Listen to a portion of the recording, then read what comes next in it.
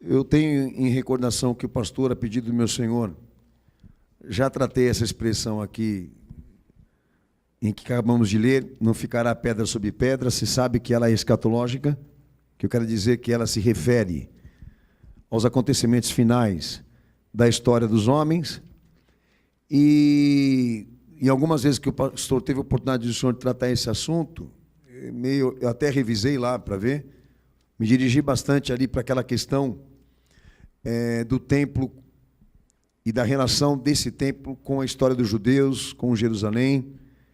E eu sei, todos sabem, que se trata de uma arquitetura religiosa para o povo judeu que já foi destruída por várias vezes. Tá? E também sei que está muito relacionado àquilo que acontece agora em Jerusalém com o povo judeu, como também com a reconstrução do templo, o que diz respeito aos acontecimentos finais. Há uma realidade lá, obviamente tem que ser estudada e compreendida de uma maneira legítima, para não haver falsas expectativas, mas não é isso que eu vou pregar hoje aqui para você. Amém? Na verdade, o que o Senhor me pediu para trazer aos amados irmãos, abrange essa questão do materialismo e da contextualização material. Mas antes de entrar nesse detalhe, eu queria só lembrar aos irmãos que existe uma preocupação muito grande de que tudo aquilo que nós estejamos trabalhando aqui em torno do acontecimento da cruz e da vida de Jesus, a nível de investimento, a nível de dedicação e obediência, lá na frente a gente chegue na conclusão que não seja compatível. E quando o Senhor lhe dá essa realidade de um evangelho praticado por nós que é meia sola, para não dizer falsificado, fraudulento, ele deixa claro na doutrina que não se salva. Não é porque é chamado de evangelho ou de cristão que ele vai ser obrigado a reconhecer e acatar no reino dele.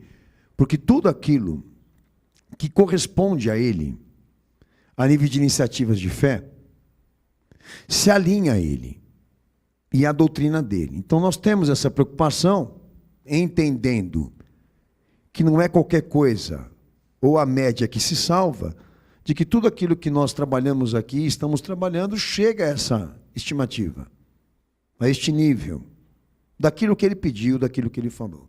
Por isso essa preocupação de doutrinar, de levar a você essa ciência, essa compreensão daquilo que Jesus quer, para que esse chamado seja vivido por você de uma maneira verdadeira, realista, correspondente, bíblica. E amanhã você não seja surpreendido com aquela frase que o Senhor fala muito: apartai-vos de mim, malditos para o fogo eterno, porque eu não vos conheço. Muitos que naquele dia vão dizer para ele: Senhor, Senhor, Senhor, em teu nome pregamos, em teu nome curamos, em teu nome expulsamos demônios. Mas eu direi para eles: apartai-vos de mim. Ok? Então tudo que o pastor eu vou falar aqui, por mais que algumas coisas que eu vou dizer, alguns de vocês já dominam, já sabem, ou já me ouviram pregar, e daí? A pergunta é: o que você edificou e construiu a partir de então, que você aceitou Jesus, se alinha, traz essas evidências, essas realidades, esses elementos importantes da fé? Não. Então, se não traz, não adianta nada você saber. De que vale a intelectualidade? De que vale o conhecimento? Se não há prática, se não há resultado. Então, peço aos irmãos, não subestimem mais uma vez o que vai ser dito. Porque esta recomendação não vem de mim, não vem da igreja, vem diretamente dele. Amém? Tá. Nós estamos diante de um texto onde os seus discípulos, os discípulos do nosso Senhor, avistaram lá aquele edifício, né, impressionante, deslumbrante, que era o templo judaico, que se tratava de uma construção que não só era gigantesca a nível de tamanho, como também de beleza, como, na verdade, corresponde à história. E quando o Senhor vê que os seus discípulos se impressionam com essa construção e querem exatamente dele uma resposta para aquilo, se aquilo seria usado por ele na sua missão, isso também está lá em Mateus 24, verso 1 ao 2, Lucas 21, versos 5 ao 6. O Senhor, ele aproveita para doutriná-los. E aplicar a eles o quê? A regra do conceito e do valor. Grande parte dos evangelhos deixam claro isso. Que a todo momento, no discipulado, o Senhor deixou claro para esses homens o que era reino, o que era chamado. E não poupou nenhum deles dessas verdades teológicas que ele trouxe na sua pregação e com a sua vida. E isso é um fato, de que ele não se ausentaria do plano enquanto aqueles homens não estivessem formados e muito bem formados na doutrina. Para que quando ele se ausentasse pela ressurreição, o início dessa igreja fosse na palavra, não fosse na opinião. Eu acho que fica uma coisa muito simples de todos vocês aqui trabalharem, amém? Então, quando ele percebe que alguns ali estavam tomados de atração por aquilo, ele se posiciona a fazer exatamente esse choque de conceitos e valores que ele, pela sua doutrina, introduz para aqueles que queiram segui-lo. Tá? Essa iniciativa de discipular e doutrinar está na caminhada messiânica dele. Se você tem algum problema com palavra e disciplina, você não tem chamado. Melhor dizendo, você não tem nenhum elemento que atraia Jesus para a tua realidade. Entendeu? Não se trata de um estilo, se trata de uma condição. E ele deixou muito claro isso, que a relação dele com o discípulo é palavra e disciplina. Não é amor a love you, não. Não é essa coisa, vamos levantar a mão para o céu e vamos dar glória a Deus. E vamos para a galera. Não. Não tem papo, não tem conversa. Quem fica para seguir a ele leva a cruz. E renuncia. Esse foi o chamado, essa foi a condição. Então ele aproveita um momento que ele percebe que os discípulos estavam sem a atenção para aquilo que ele vinha ensinando, porque se sentiam atraídos por aquilo, para chamar a atenção deles e retomar com eles o quê? Conceitos e valores. Diríamos que o Senhor deu àqueles homens uma lista de exigências para essa relação redentiva com ele, que eles tinham que obedecer. E conceito de vida e valor e princípio para nós aqui é muito importante. A forma como você enxerga as coisas. Do que diz respeito a você, a tua vida, a tua existência, do que diz respeito àquilo que você pensa ou faz. Como cristão, importa muito. Porque se você não tiver com ele essa unidade de relação doutrinária e bíblica, você não é dele, cara. Você só está fingindo. E eu quero aproveitar esse momento para dizer aos amados que, como tantos outros, que o Senhor se viu ali numa chance de querer exatamente fazer uso de comparação, de conceitos e valores, e deixou claro, exatamente estampado no seu ministério, essa dedicação de formar seguidores. De discípulos, não de igreja, não de templo, não de autoridades, nem culturas de época, nem de pensamentos, mas discípulos dele, que seguem a ele, que servem a ele, é a marca da primeira igreja. Amém? Ok. Então, quando ele se volta a discipular aqueles homens e a doutriná-los com base nesses princípios que revelam conceitos e valores, e obviamente bíblicos, ele entra nesse mérito do materialismo, ele entra nesse mérito da contextualização material e adverte aqueles homens acerca de alguns assuntos que o pastor, na verdade, eu vou trazer um pouquinho de cada aqui. Tá? Quando o pastor eu falo de materialismo ou contextualização material, o pastor eu não estou falando de existência e nem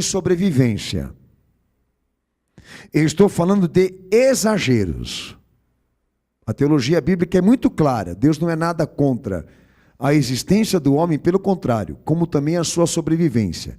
Mas Jesus deixou claro que o acúmulo, o exagero material é uma das causas da destruição da fé e da aliança com ele. Isso está muito claro na pregação dele. Tá? E deixou estampado ali claramente que isto existe para aqueles que queiram se autoafirmar. Tá bom? Então, pastor, eu quero só recordar aqui alguns textos que são muito básicos do que o pastor está falando aqui. Marcos 4, do verso 19 a 23. Mas os cuidados deste mundo e os enganos das riquezas e as ambições de outras coisas entrando, sufocam a palavra e fica infrutífera. E estes são os que foram semeados em boa terra, todos os que ouvem a palavra e a recebem e dão fruto, um 30, e outro 60, e outro 100. E disse-lhes: vem porventura a candeia para se meter debaixo do alqueire ou debaixo da cama? Não vem antes para se colocar no velador? Porque não há nada encoberto que não haja de ser manifesto, e nada se faz para ficar oculto, mas para ser descoberto.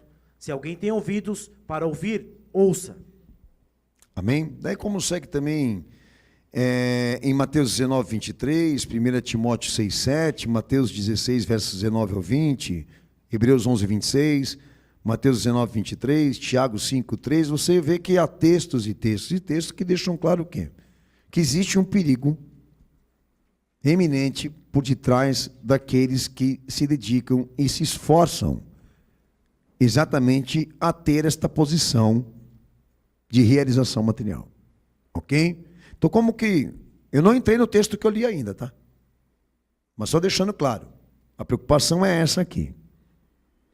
O que seria o materialismo na teologia bíblica?